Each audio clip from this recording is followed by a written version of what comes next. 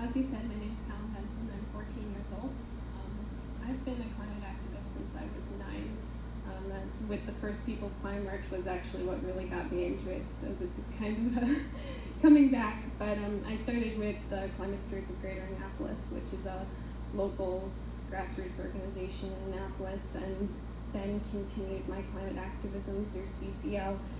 Actually, for the 2016 election, I was riding with Paul and Mindy and Ryan on their on the last leg of the low carbon crossing, which was a CCL sponsored bike ride across the country, and I participated in the last leg of it from Pittsburgh to Washington DC. But I've worked with CCAN, and I'm a Student Bay Advisory Council member for the Chesapeake Bay Foundation, as well as a volunteer for a paleoclimate study at the Smithsonian Environmental Research Center.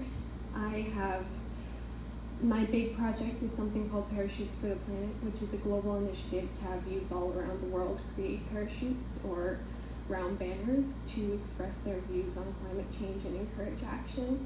And that Parachutes for the Planet is what got me into Zero Hour. I started out as a partner and then was asked to join the art team, and now I'm on the advocacy team. And what we are is a group of youth who are under 25, fighting for our future and fighting for the future of other generations. Sorry, I'm stuttering, I'm really nervous. You're doing just fine. But yes, and thank you all for being here, and thank you for inviting me. Glad you're here. So let's begin. You ready? Yeah, why don't we jump in?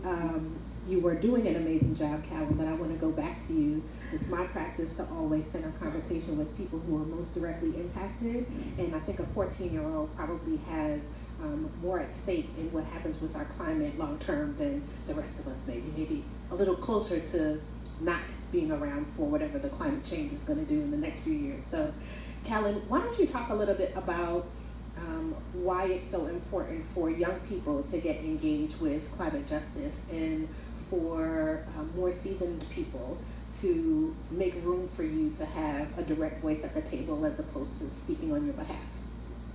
Yeah, well,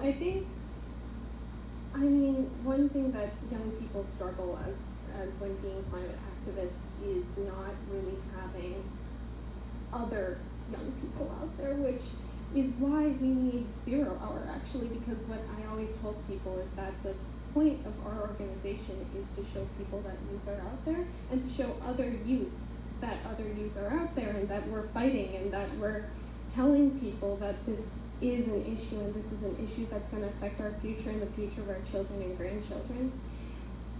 But even being out here and doing this for a while, it's isolating. It can be isolating. I'm homeschooled, which makes it a little bit worse.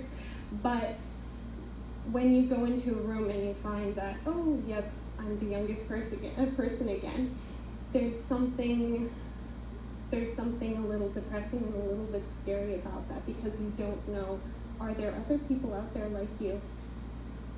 When you're fighting for your entire generation, you need to see your entire generation. And just every time I hear a person who said, this organization has shown me that I can fight too, it makes me smile. That is awesome, right?